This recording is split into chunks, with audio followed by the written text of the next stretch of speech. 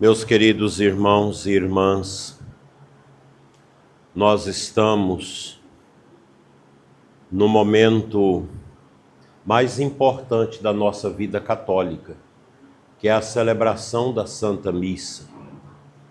O altar de Deus é o próprio Cristo para nós.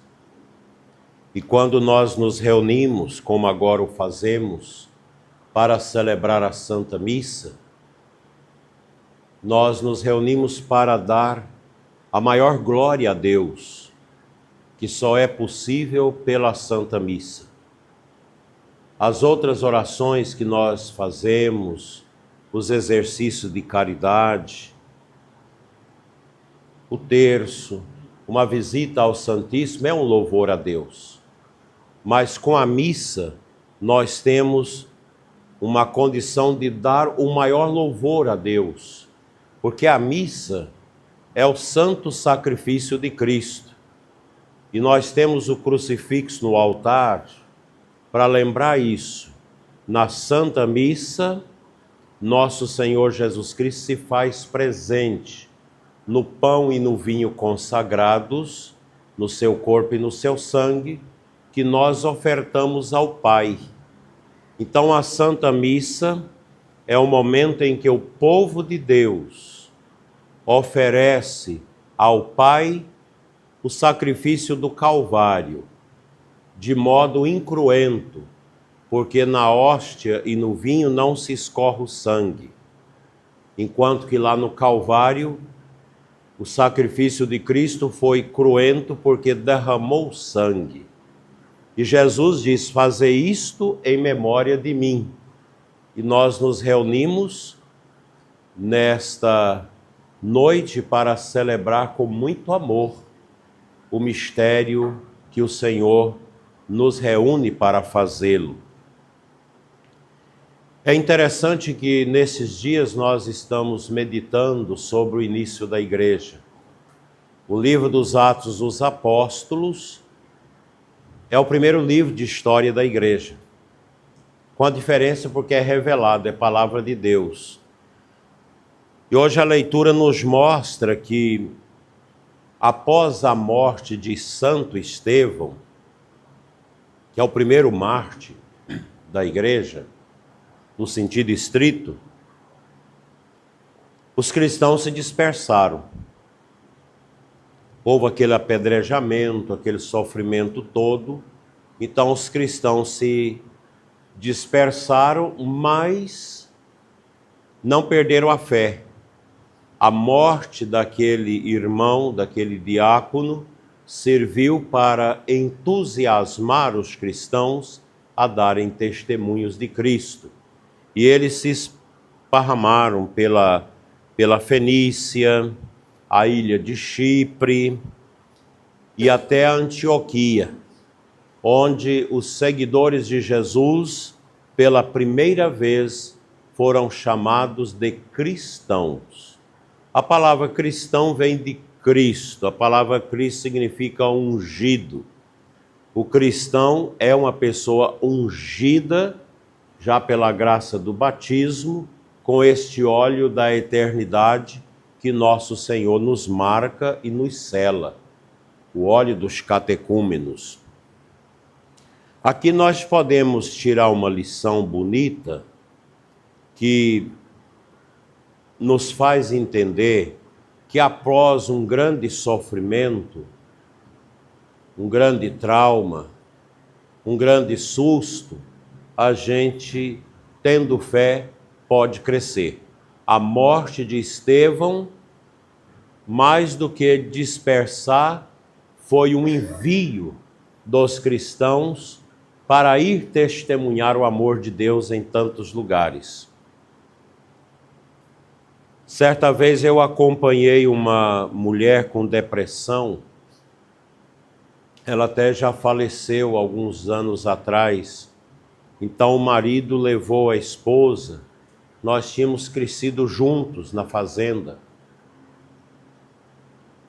E ele levou a esposa que estava com um problema grave de depressão.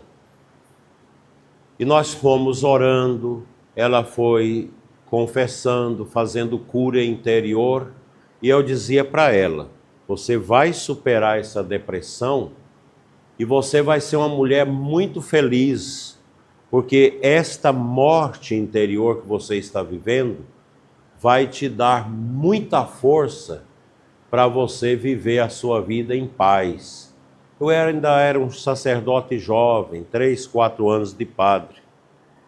E de fato, ela superou pela oração, ela perdoou as pessoas que tinham colocado mágoas no seu coração, e ela superou aquela depressão com muita força. Conseguiu engravidar, já com a certa idade, teve um filho, zelou muito bem da sua casa e se tornou uma pessoa muito ativa na igreja. E ela dizia: eu tirei uma lição de vida da depressão. É isso mesmo, gente. Esses sofrimentos que nós temos na vida, eles devem nos ajudar a ser melhores. Eu penso que após a morte da minha mãe, eu tinha 11 anos, eu comecei a ser melhor. Tem gente que afunda no sofrimento e não tira a lição do sofrimento.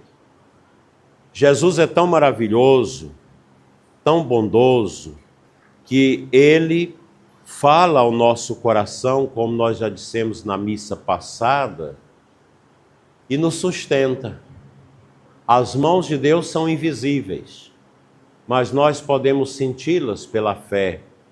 Quando Jesus, no Evangelho de hoje, Ele fala que as suas ovelhas escutam a sua voz, eu as conheço e elas me seguem, é uma grande verdade. Escutar Jesus, escutar a voz do seu Espírito, é uma tarefa que a gente vai aprendendo. E como isso ajuda? Nós, cristãos, católicos, nós somos chamados também ao martírio.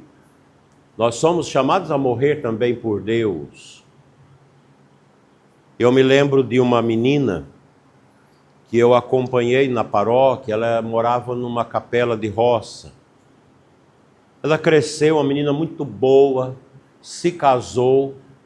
Eu fiz o casamento lá na roça, na capelinha da roça. E passado pouco menos de um ano, ela veio com o marido me dizer que foi ao médico porque ela sentiu uma falta de ar e o médico disse que ela tinha um problema sério de coração e que ela não podia de maneira alguma engravidar. Mas ela disse: eu não tenho coragem de fazer a laqueadura. Eu vou entregar a Deus. O médico brigou com ela, aquela coisa toda.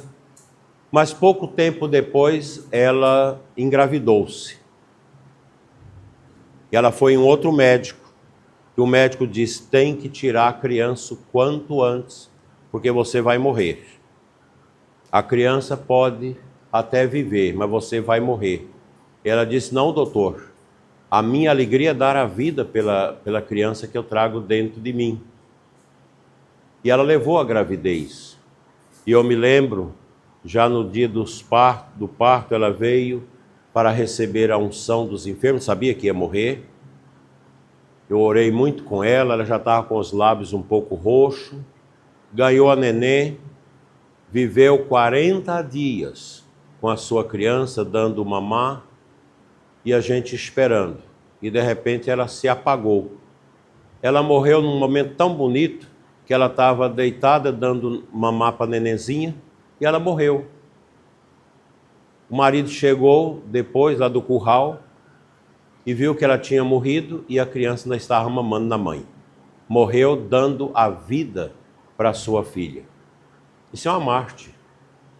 Isso é uma pessoa que aprendeu que o amor de Deus é muito maior do que o nosso corpo, do que a nossa vida nesse mundo. Ela deu a vida para a sua criança. Eu batizei, e quando saí da paróquia, ela já estava grandinha, e o pai zelando. Me parece que até hoje o pai era um menino muito santo, não quis mais se casar, dedicando a Deus e cuidando da filha.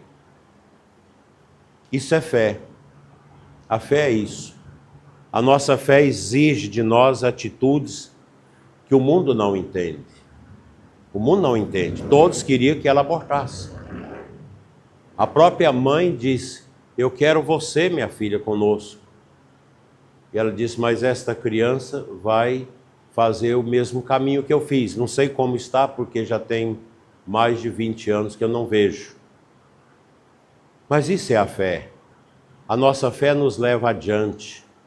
A nossa fé nos dá essa sensação de estarmos nas mãos de Deus.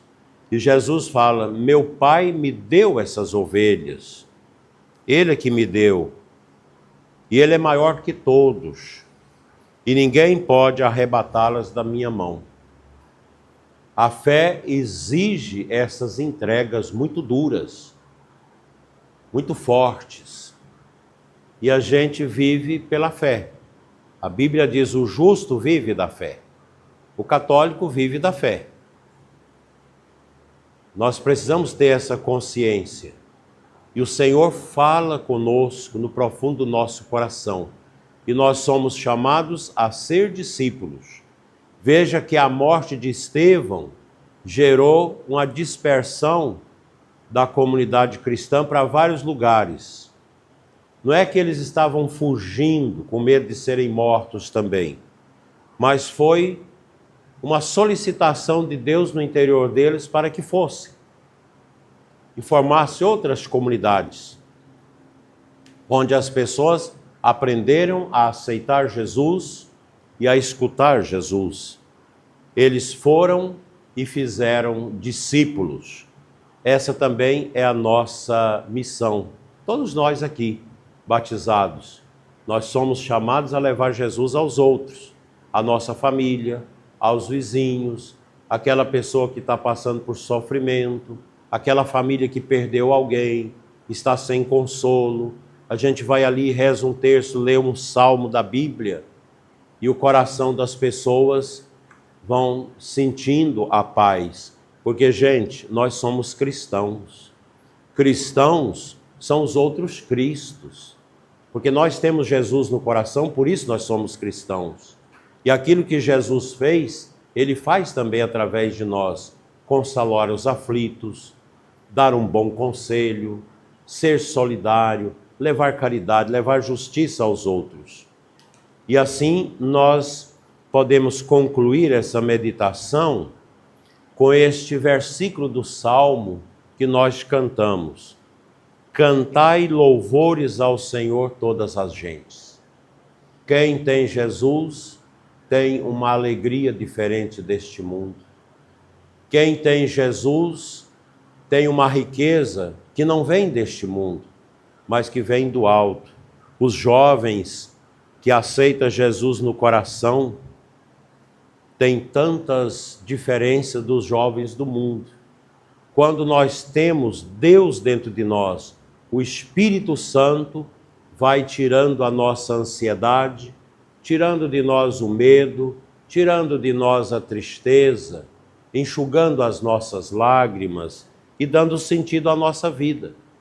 Porque a nossa vida ela é passageira, ela é muito rápida.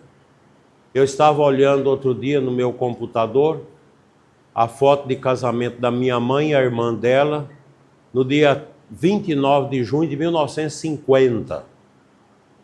Só tem uma tia minha ali viva.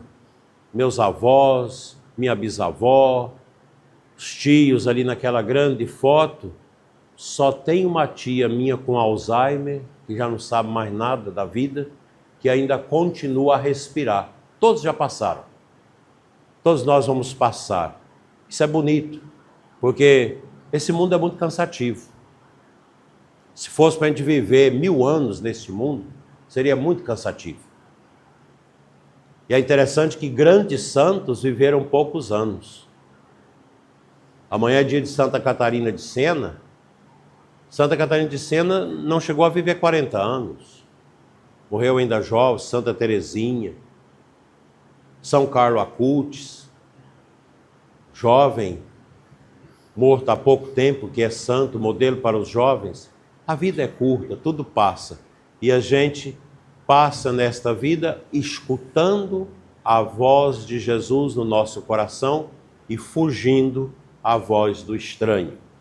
Que Nossa Senhora de Fátima, nossa mãe, interceda para que nós possamos sempre fazer a vontade de Deus, escutar a voz de Cristo e sentir no coração o caminho que nós devemos seguir. Assim seja.